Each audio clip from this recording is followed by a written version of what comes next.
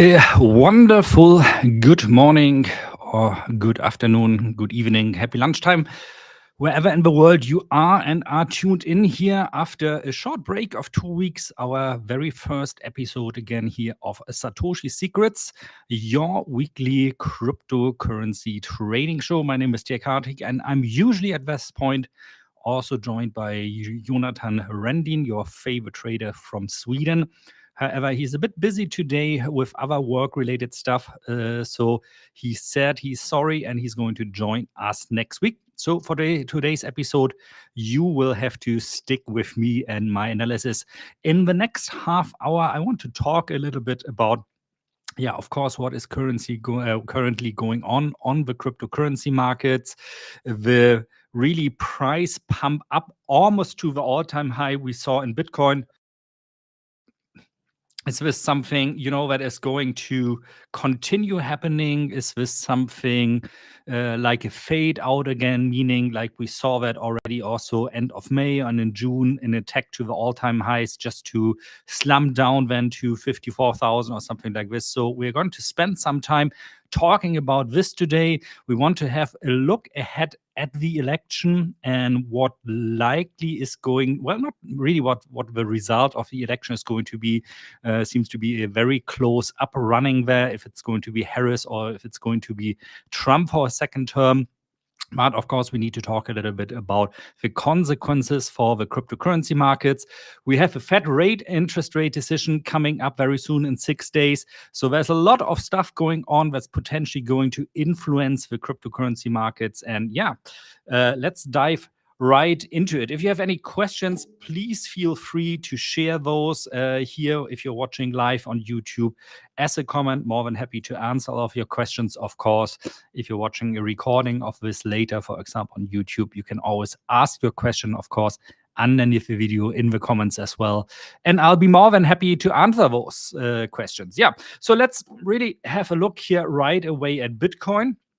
And Jonatan and I actually have been talking about this chart or a chart of this likely quite a lot. And basically what we've been saying over the past weeks was really we are in this mini bear market. So we had here a series of lower highs, and lower lows, which is the very definition, if you look in any book about chart analysis, of what a bear market is. However, we kind of seem to have broken out of this bearish structure now. So the last lower high we saw was this one, and Jonatan and I had been saying for the past week that it looks a bit like a consolidation phase here. And really, so we kind of broke out over the last lower high, which is always a good sign. I've repeated this also on the video that I published, I think it was this week, Tuesday, when I said like Bitcoin probably going to reach somewhere around 200,000 K in 2025. Going to recap on this later on here as well, of course. Well, I basically said in order to really see a break out of this bearish structure. Well, technically we have broken out of this bearish structure, but you could of course argue now that this whole thing is a kind of a sideways structure. So in order to really break out of it and start what I call like the bull market frenzy, we need to see a move, a close over the last all-time highs. And yes, we have attacked the last all-time high here, but we haven't closed over it. On the contrary, especially in the past 3 days, we were quite heavily rejected here. Nonetheless, this is typical what you'll see, when a new high is about to be formed. And we can zoom back, for example, here also to 2020, I think it was. Exactly this structure. It looks not as spectacular anymore as it looked back then, but it's technically the same, where we also had this, I'm talking about this rejection here. Bitcoin went all the way up to around 20K here to be rejected then, and then have this pattern which finally initiated the frenzy mode of the bull market. And I could very well imagine that this is going to happen again right now. because the structure, at least the beginnings of it, those 3 candles down, they kind of looked like what we saw there back in 2020 after the halving, before we went, from then after breaking 20,000 all the way up to 69,000. So we made 3.5x there on Bitcoin. I mean, doing 3.5x on Bitcoin from a new all-time high at 74,000 US dollar puts us well over 200,000 US dollars.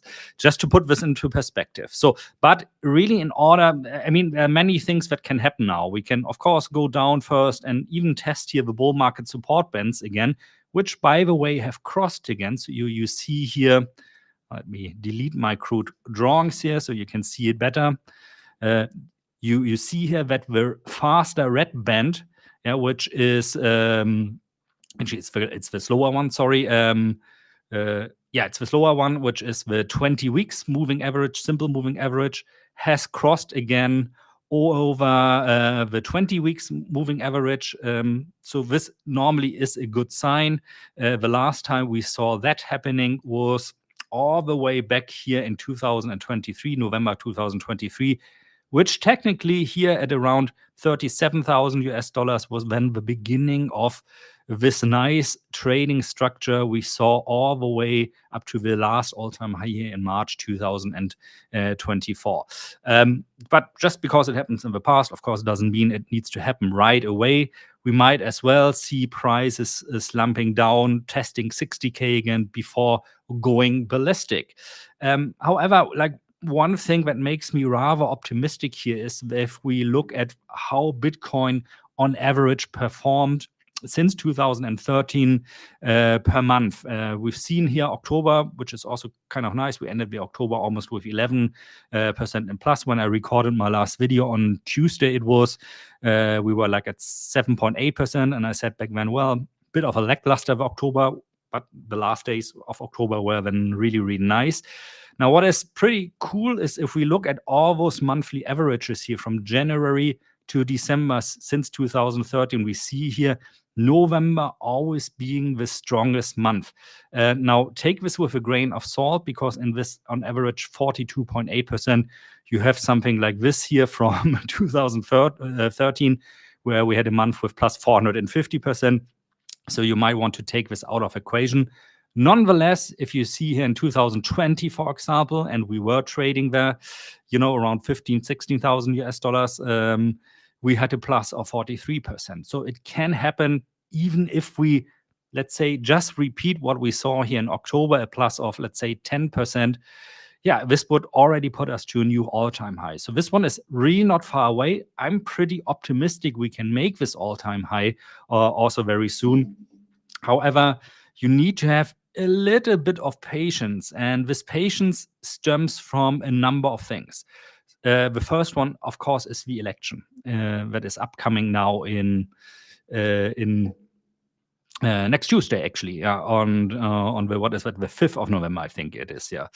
And some people, of course, now argue if Donald Trump wins, this is going to be very good for Bitcoin or for crypto in general, because of all the great things he said about crypto. I think we need to be a little bit careful with this. He's like the type of person, in my opinion at least, that likes to promise a lot of things, probably, which is also very typical for a politician. Then on the other hand, we have Kamala Harris. People say if she gets elected, this is not going to be good for crypto. We are going to see declining prices. Well, the fact here really is that, and I have a chart here also for that, to show you it doesn't really matter by the end of the day who's going to win, in my opinion, because what we've seen here really since the last elections. So what you see here is the upper chart, how the S&P 500 that is developed under Joe Biden, the orange one, how it developed after the day Donald Trump was elected, and the blue one here, how did it perform after the day, or since the day Barack Obama was elected for a second term. And what we see here is really a pattern that more or less repeats itself. So you can actually replace this election 2020, I did this chart quite a while ago actually already, with election 2024, and then, at another chart to, I don't know what's called then, Donald Trump's 2.0 or Harris or whatever wins. However, what we see usually is always, at least this is true for the last 12 years now, 1 to 1.3 years where the stock markets perform positive. That was true under Obama, that was true under Trump, and that was especially also true, we have to say, under Joe Biden. We saw an exceptional performance in the first year after the election of Joe Biden. And this is not going to say, like, who's going to take credit for this? Is this still a Trump effect? Was this a Biden effect already? Doesn't really matter. We can see here very clearly, by the end of the day, it didn't really matter if we have somebody from the Republican Party or from the Democratic Party ruling the country. And this we can now combine. So from this chart alone, stock markets going up, the S&P 500 going up, usually will mean also that you are going to have, is my micro on, by the way? Yeah, it's this. That you're going to have very good performing cryptocurrency markets as well. Why is that?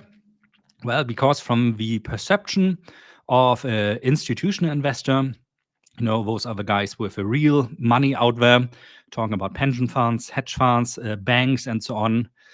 Bitcoin or cryptocurrencies in general are a so-called risk-on asset. Risk-on assets are, for example, also stocks. So that means these are investment vehicles where investors will put money in whenever the secure alternative out there is not offering a good yield anymore. And we had interest rates now at 5.25% in the US, which means basically if you give your money to the bank, you'll get something around that 5.25%, or let's 5% on, I don't know, your savings accounts or a treasury bond or whatever.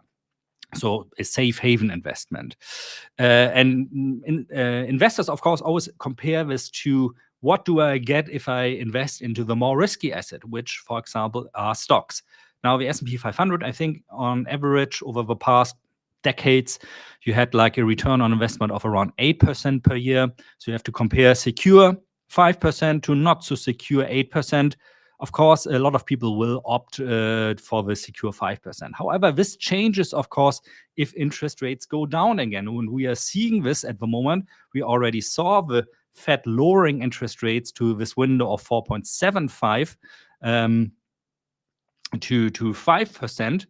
And we are going, I'm sorry, we are now at 5%. And we are, sorry, at 4.75 to 5%. My God. And at the moment, this, of course, is not correct here. I don't know what that is. Let's see. I think there's a hiccup here for CME at the moment, because it says we're going to see an interest rate hike, which of course is not true. Doesn't make any sense. What we see here, here we have it, is that almost 95%, it's a very small number here, sorry, ignore the graphic up here, this is just wrong, are expecting another rate cut of 0.25%, which puts us into the window of 4.5 to 4.75%.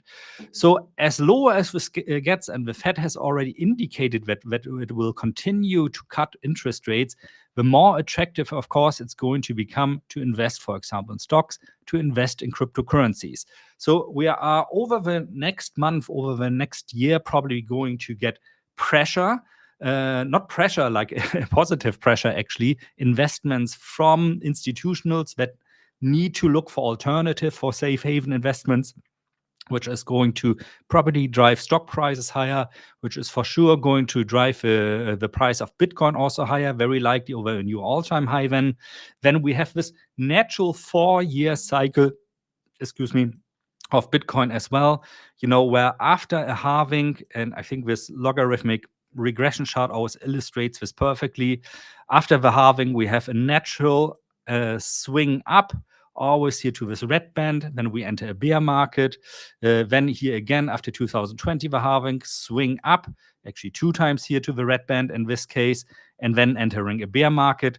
So if like things go normal, we are sooner or later going to see that swing up here also to the red band. And you can see already, if I put my mouse cursor here somewhere in 2025, this lower red band is already going to be above 200,000 US dollars. And yeah, when is this going to happen? Well, also, if we look here into the past, 2016, it took like 300 days to leave this lower green channel here. And I always define this black part between the upper band and the lower band as the so-called frenzy market phase of Bitcoin. So it took 300 days to enter this phase in 2000, and after 2020, after the halving, it took around 180 days.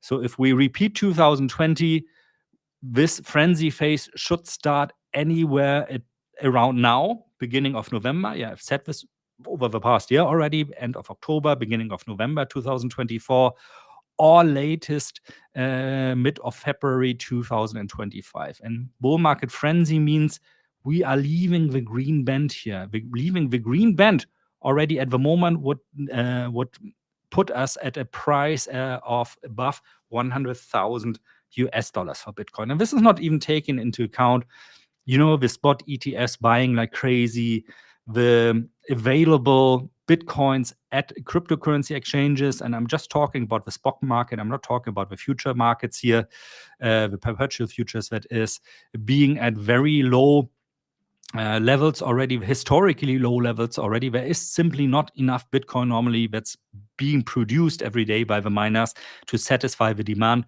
So in my opinion, everything I've stated here is like pro this narrative that we are going to enter this frenzy mode again. And this frenzy mode means, your auntie, your uncle, your grandpa, your mama, your papa are going to call you and start asking you, where can I buy this weird Bitcoin? Where can I get this Bitcoin? But we need to be a little bit patient. As I said earlier, this doesn't mean that we're going to see like a God candle. And I read sometimes really about this on social media, where people are expecting we are going to see something like this, a sudden God candle all the way up to 100,000. This is probably not going to happen. This is a pretty mature market right now, so you're going to have a lot of people shorting there. But what could happen is that we see, for example, a breakout here over 74, maybe all the way to 77, and then we come down to retest this last all-time high. This is normally how things like this progress, and if that is defended really well, then we can very quickly go to 80, 85, or 90,000 US dollars. Or what we can see, if we really have to wait until February still, we can also see a sideways range, trending a little bit lower, testing it again, trending lower. This is like what I think actually is going to happen. Normally, Bitcoin, the crypto markets, they really put us traders, us investors to the test until you finally, tend to lose patience. And I know quite a lot of people, I've read about a lot of people who are complaining now on social media that they lost the patience, that I thought, this in March, this was already the all-time high. This was already it for the cycle. Now we are going to trend down. Who then recently posted like, oh my God, now we are trading up there all the time. Why didn't I buy at 60, or why didn't I buy here at 54,000 US dollars? Which, by the way, is something that Jonatan and I said over and over again when we were trading down there, that the upside potential is much higher than the downside potential. So it's going to be quite exciting really to see where this is progressing. I think a very interesting market at the moment. And it's really also, putting my whole theory about where we are going to end up to the test. Like I said in my video also on Tuesday, if you haven't seen it, rewatch it, please.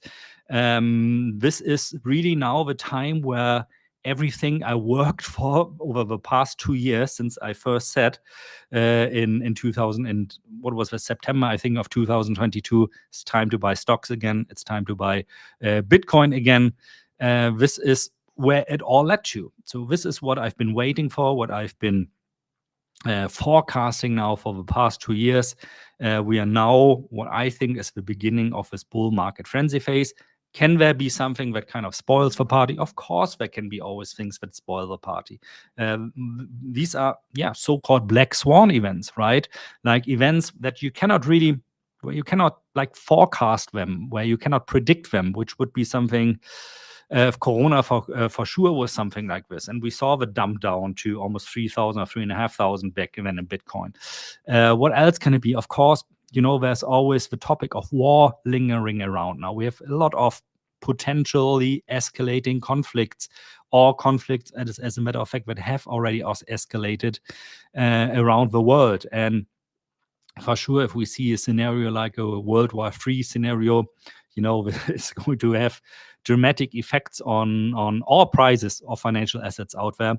But this is kind of a scenario that you don't want to bet on as a trader and as an investor, because in a scenario like this, it doesn't really matter what you invested in. It's probably all going to be worthless, and you're just going to be happy, if you can get away with your life and your family lives, if you have something to eat at night, and all the horrible things that we've seen over the past hundreds of years that happened during wartime. So let's hope, let's pray, if you're religious, that something like this doesn't happen. Let's hope that things are progressing normal, that there's no black swan event around the corner. And it's hard to believe that, because I see also so many people, that supposedly are smart, posting on social media, a crash is just around the corner. A while ago, I did a video about Harry S. Dent, who has been prophesizing the crash since 2008, basically. And I get that this is something that sells good. It also sells good, and it's clickable content to click on something like, there's the recession coming now,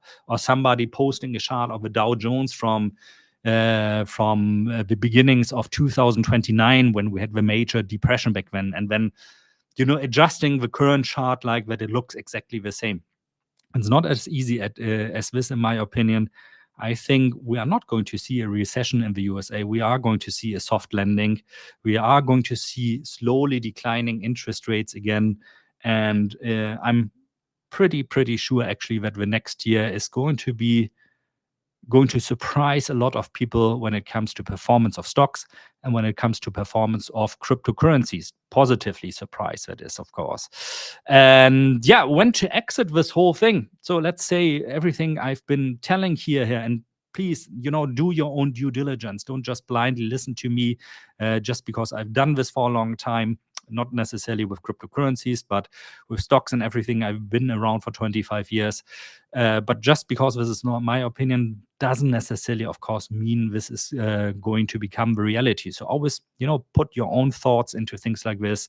Look at the charts yourself, look at the economic data, and come to your own conclusions. However, if I am correct and we are going to see the super bull market, so when can we exit it? There is going to, I'm not a fan of like this total hodl. I buy Bitcoin and I hodl it through all the ups and downs of the markets. But the way to time here, really, when it's time to sell, at least when it comes to Bitcoin, is when we are reaching these upper parts, when price is starting to touch this upper red channel here. You should think about slowly taking your chips off the table. It doesn't mean that the absolute top is reached. You see here back in 2018, we reached the high of the channel here. So from the low to the high was still a performance of almost, I think it was 60%. But you don't want to bet that you are able to catch the absolute high. This is almost as impossible as catching the absolute low. So if you start, once we hit this upper channel here, if you start then slowly getting out of your long-term Bitcoin position, converting them to cash again, I think you must have made a pretty decent return on investment, especially if you started investing also 2 years ago.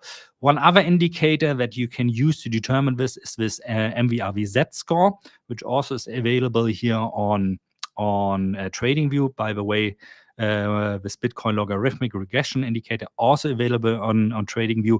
If you cannot find it, because for whatever reason sometimes it's hard to find, although I made it publicly available for free, of course, also leave a comment underneath the video, and I'll put a link in the description and in the pinned comment that you can access it easier.